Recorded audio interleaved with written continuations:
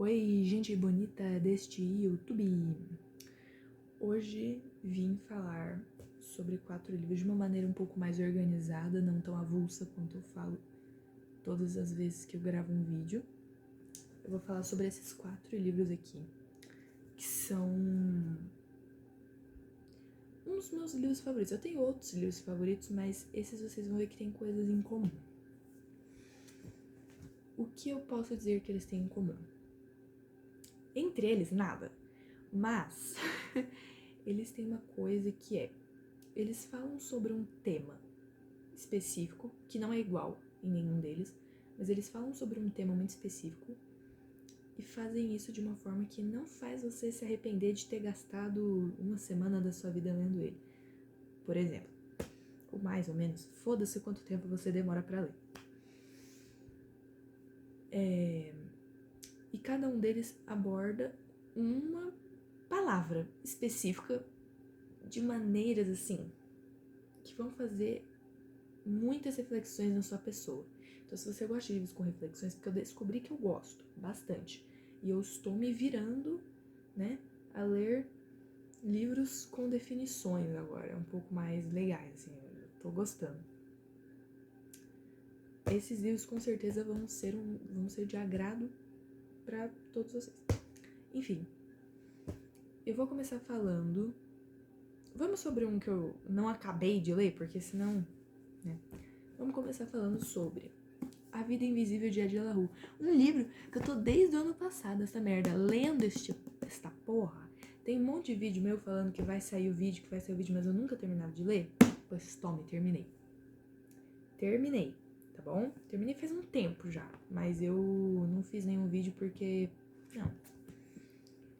Pra mim, A Vida Invisível de Ed La Rue fala sobre imortalidade. E é uma coisa que até fala aqui, né? Cadê o Neil Gaiman falando? Sua história é uma celebração da imortalidade. Né? Que ele fala aqui no prefácio. E assim, sim. Mas eu acho que dá pra abordar esse tema um pouco mais. Porque vamos fazer um breve resuminho. Eu não vou falar spoilers, mas um breve resuminho, assim. Ah, quer saber? Eu vou falar spoiler sim. Eu não consigo falar sem não dizer. Uma grande frase de uma filósofa brasileira. Esse livro conta a história da Ed La Rue, que é uma menina que nasceu assim no século XVIII e não sei se era 18 ou 17, mas ela viveu no século XVIII.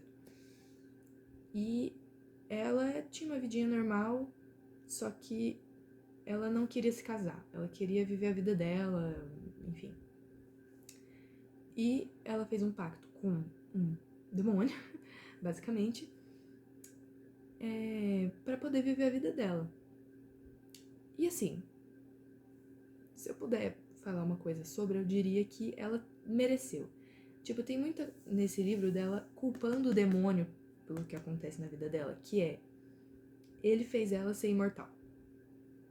E ela culpando ele, falando, não foi isso que eu pedi, mas foi exatamente isso que ela pediu. Ela não pediu nada com nada, ela não pediu nada concreto. Ele fez uma interpretação do que ela pediu, né? Eu até tinha marcado, não vou perder meu tempo achando, não.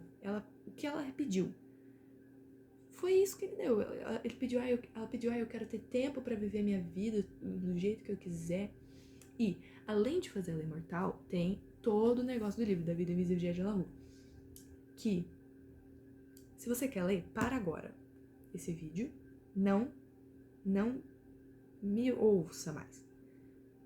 Porque é legal você ler o livro e descobrir isso aos poucos. Foi isso que aconteceu comigo. A gente descobre que, além dela ser imortal, ela é invisível. Mas não é invisível no sentido de você não ver ela. Você vê ela, só que você esquece dela. Então, se eu vejo ela agora, olhei pro lado, olhei de novo, é como se eu nunca tivesse visto ela. Aí eu tô vendo ela de novo. Ou a gente conversou, bateu um papinho rápido. No segundo em que eu me dispersar dela, eu vou esquecer dela. Entendeu? E é muito interessante o jeito que esse livro aborda. Ele é o maior livro dos 4 que eu peguei. E ele é um livro muito gostoso de ler, inclusive. Ele é muito gostoso de ler. E ele passa, assim, por décadas e por lugares. E é muito gostoso de ler, assim. E a gente também vê um pouco da relação da Ed com esse demônio. E que é todo o negócio do livro, que é uma menina que ninguém lembra, é lembrada.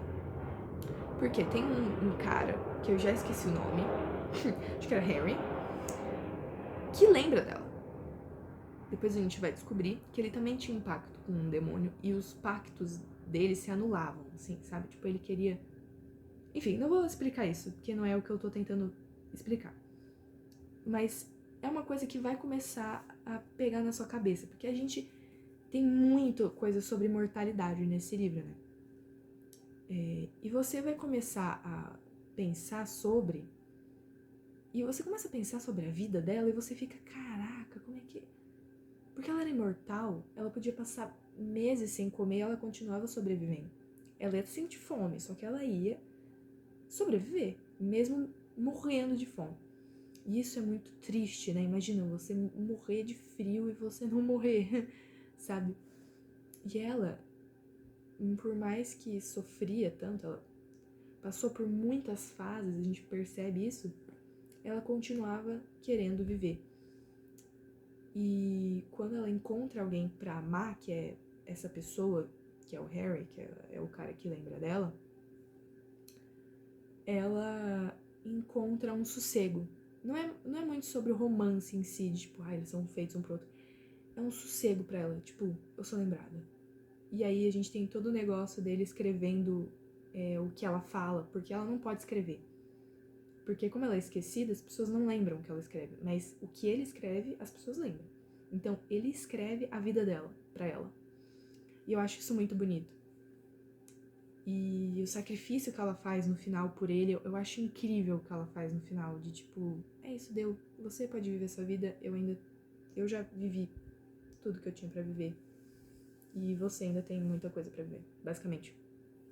Agora, eu só não gosto muito do final, assim, esse final bem final. Que é depois ela falando, eu vou ficar aqui com o demônio pra ver, pra fazer ele pagar. Porque isso eu não gosto. Se o livro tivesse acabado no sacrifício dela, a gente sabendo que ele publicou o livro, pra mim tava feito. Tá pra mim... Mas como é só o finalzinho do livro pra mim que dá uma cagada, fora também quando ela me irritava com essa coisa de que não era culpa dela, enfim. Fora isso, o livro é muito bom e ele te faz ter muitas reflexões sobre a vida. Enfim. E é por isso que eu coloquei ele aqui. Porque você vai falar, nossa, e se eu fosse imortal, né? Porque imagina, todas as pessoas que você conhece vão morrer. E todas as coisas que você conhece, a sua cidade, tudo vai acabar. E isso você já percebe, tipo, desde quando você é criança, você vê a sua cidade. Agora, tá tudo diferente. Tipo, tem uma loja que não era loja e agora é loja. Enfim, isso, nossa, dá um nó na cabeça. E se você começar a pensar muito sobre, você fica meio biruta das ideias, né? Mas ele é um estilo de livro um pouco mais romance, assim mesmo. Não estilo de romance no sentido de história de amor. Romance um pouco mais, ele é mais novelado, ele é mais... Sabe, a gente tem uma coisa um pouco mais... eu não sei como explicar. Mas ele é bem passado, assim. Pra mim, ele me passa essa coisa meio passada. E ele é um dos livros... É um daqueles livros que você não quer terminar ele, sabe? Você começa a ler e o gostoso é você ir lendo ele aos pouquinhos. Eu demorei ano. Eu demorei 2 anos para terminar de ler ele, porque esse era um livro que eu gostava de ler aos poucos, porque ele é muito bom. Fora o finalzinho. Para no finalzinho. Não lê tudo, não. Mas ele é muito bom. Muito bom mesmo. Vale a pena. Mesmo sabendo o que acontece, vale a pena. Agora, o segundo livro que eu tenho pra falar é um livro que me desgraçou. Eu não pensei que ia me desgraçar tanto, mas me desgraçou muito, que é Os Dois Morrem no Final. Ele parece um livro ingênuo, assim, de romancezinho, mas não. Não. E pra mim, o tema dele é morte. Mas morte relacionada com tempo. É aquela... Pra mim, esse livro podia ser resumido naquela frase: se você pudesse saber o dia que você vai morrer, você gostaria de saber? Eu nunca. Eu sou ansiosa, filha. Não tem como. Inclusive, este livro me deu umas crises de ansiedade tremenda, tá? Resumindo, nessa realidade, existe uma coisa chamada Central da Morte, que te liga e fala: olha, hoje é o dia que você vai morrer. Ele te liga um dia aleatório e fala: ó, hoje é o dia que você vai morrer, tá? É isso, muito obrigada. E desliga. Tipo, em algum momento nesse dia você vai morrer. É isso. E aí você vê que a sociedade, ela se adaptou muito a esse meio. Então você tem aplicativos, tipo, pra você... um aplicativo que é pra você passar o seu último dia com alguém com alguém aleatório. Ou um Tinder, assim, né? Era Necro, alguma coisa, o nome do aplicativo, que era pra você dar uma pimbadinha no seu último dia.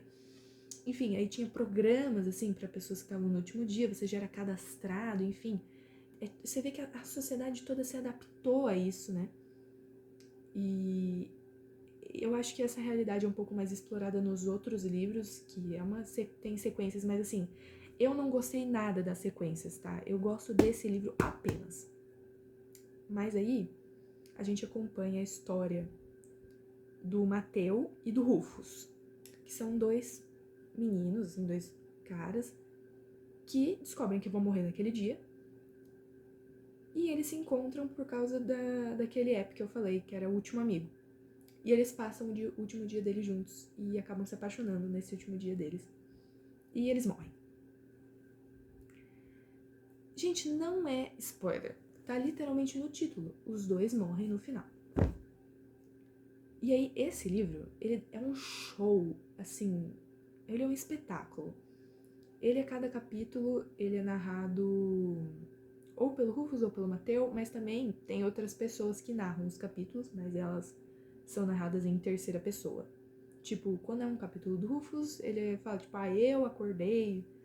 E quando é um capítulo de uma pessoa aleatória, ela fala, tipo, essa pessoa acordou tal dia, enfim. E no final, tudo faz sentido, assim, todas as pessoas... Eu vou mostrar uma imagem que, se você quiser ler o livro, eu recomendo que você não pause, não veja muito, mas só pra você entender. Isso é uma teia de personagens, que é tipo os personagens que se conectam. E por que eles se conectam? Vai se fuder, né? Que livro bom. E assim, uma coisa que eu acho muito boa desse livro é... Ele é do Adam Silveira, né? Só que quem traduziu esse livro pro português foi o Victor Martins, que é o escritor de 15 Dias, Um Milhão de Finais Felizes, A Casa 8, eu acho, que é o nome. E ele é um escritor muito bom. Ele te prende muito bem, ele escreve muito bem. É um dos meus escritores brasileiros favoritos, o Victor Martins. Eu adoro ele.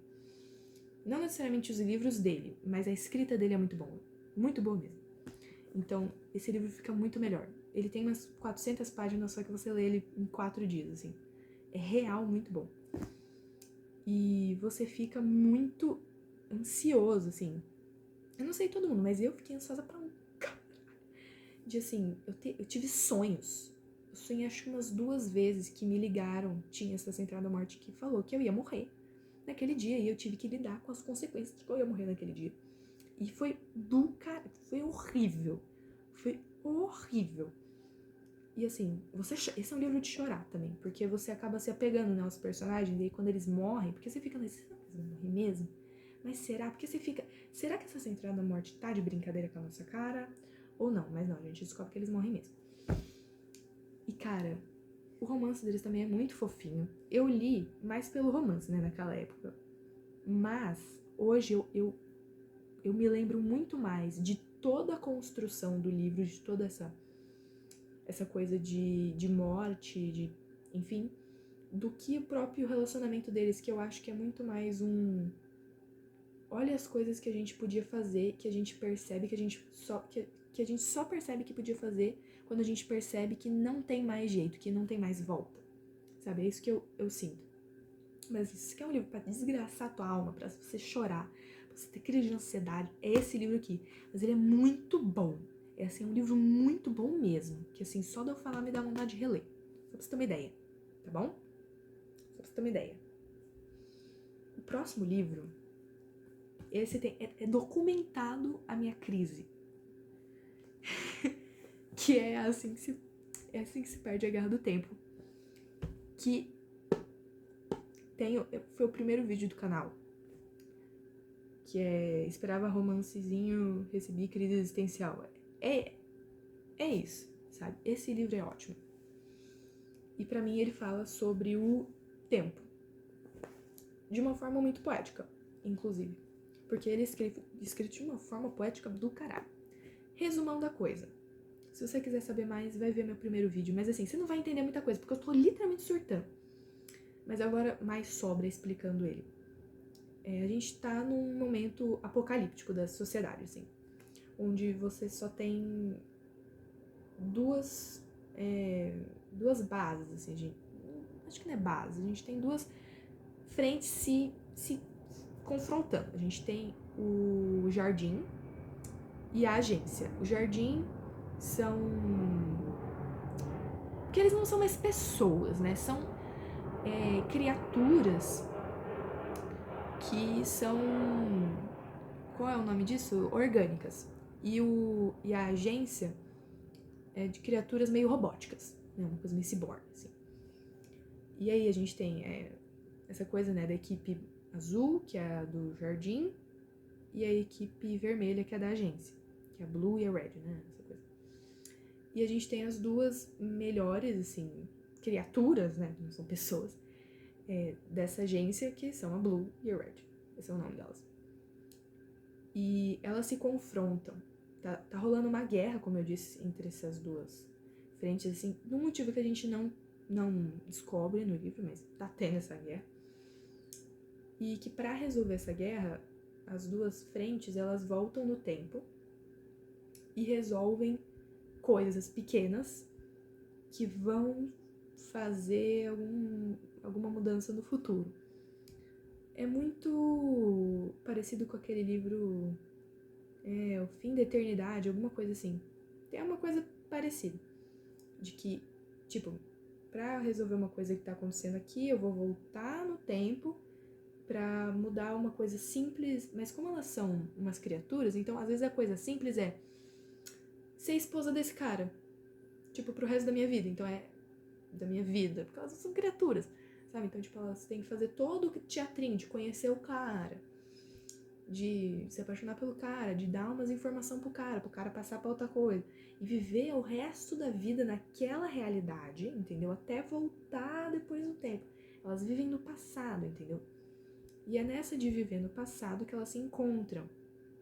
E elas começam a se trocar cartas e se apaixonar, né?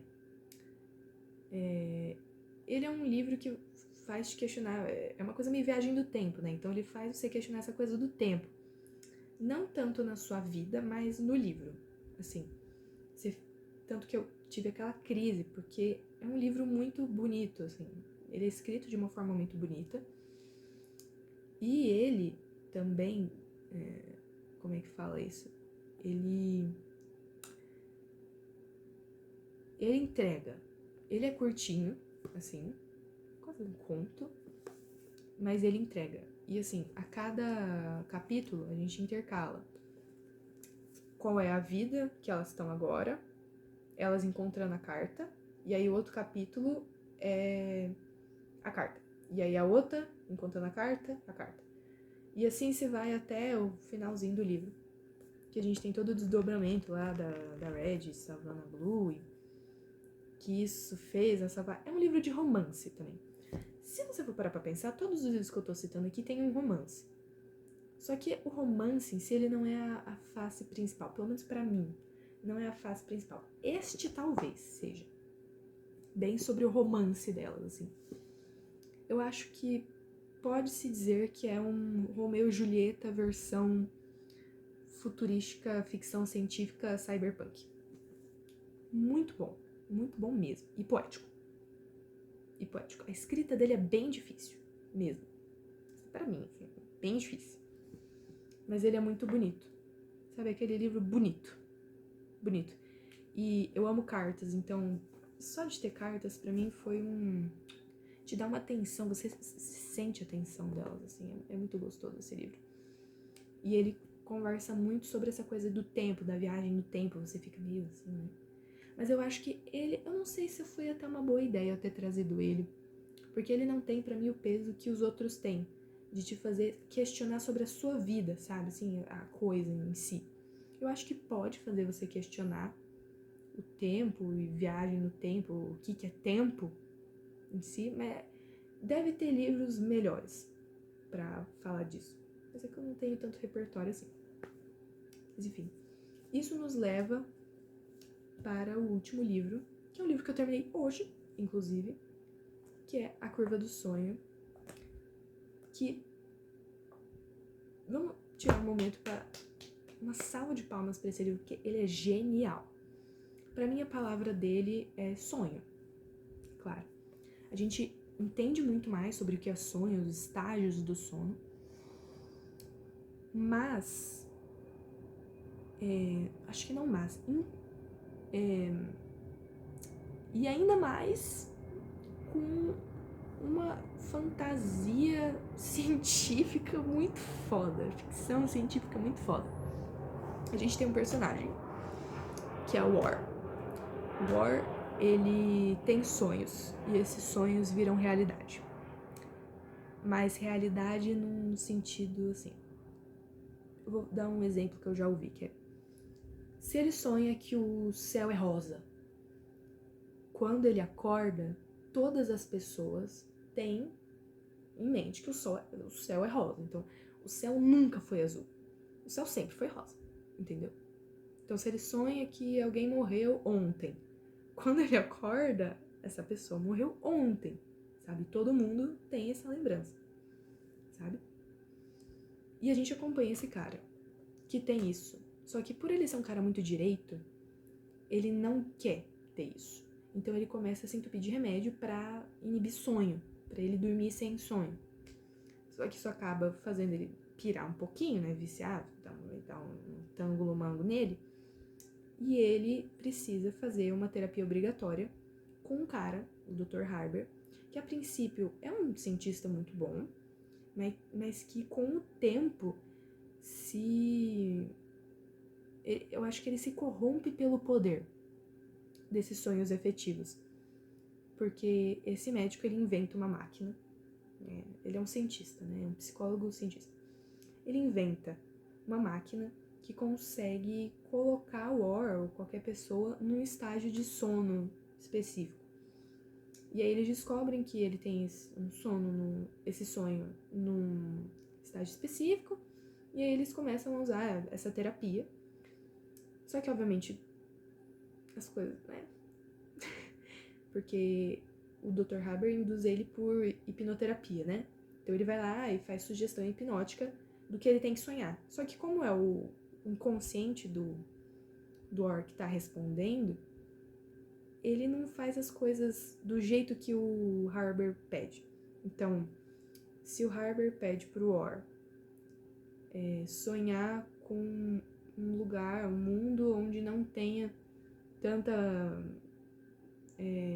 claustrofobia, assim, no sentido uma superpopulação. Se ele pede para não ter uma superpopulação no mundo, o Or sonha que houve uma pandemia, várias epidemias e pandemias no mundo que devastaram mais da metade da população e que agora não tem quase ninguém. Simples. Ou quando o Harber pede para o Or sonhar que não existe guerra no mundo, porque é um mundo que tem muita guerra, o Or sonha que o mundo teve que juntar as forças para combater uma força alienígena que tá atacando a Lua, sabe? ou quando pedem pra ele sonhar que não tem mais a guerra alienígena na Lua e o Or sonha que os alienígenas pousaram na Terra. Deu pra entender? Ele nunca sonha exatamente com o que as pessoas querem que ele sonhe. E aí é muito, tipo assim, o livro ele vai escalonando, ele começa normal, só que ele vai escalonando pra alienígena, pra ficção mesmo, quase uma distopia, cara. E a escrita da autora é ótima. A gente acompanha 3 personagens fixos só, que são o Or, o Dr. Harber e a Heather, que é uma advogada que o Or procura pra falar sobre o Dr. Harber. Ele fala, tipo assim, ele está usando dos meus sonhos, só que aí fica uma coisa meio, ele é um médico, você é o paciente, se você reclamar, ele vai te taxar como psicótico e vai, né? Enfim. E esse livro fala muito sobre bioética. Bioética. Porque o Dr. Harber, ele fala, você tem um negócio que pode mudar o mundo, né? Só que o Or, ele não quer mudar o mundo. Ele não quer mudar o mundo. E aí fica aquela coisa de devemos usar essa coisa científica, né? O que eu posso fazer para mudar o mundo, desrespeitando o que essa pessoa pensa e acha, ou devemos escutar o que essa pessoa acha e não tentar salvar o mundo. Cara, eu estudei isso na escola, a gente estudou sobre as células HeLa, sabe, que falava, era aquela mulher, esqueci o nome, eu sempre esqueço o nome dela, aquela menina que ela tinha essas células que se multiplicavam e aí os médicos pegaram e estudaram e virou um negócio, assim, só que a menina, ela morreu, então você não tinha consentimento da família, você não tinha o consentimento dessas pessoas para usar essas células para grande porte, para o estudo, para o mundo, do tanto de lucro que ele recebeu que essas pessoas não receberam nada.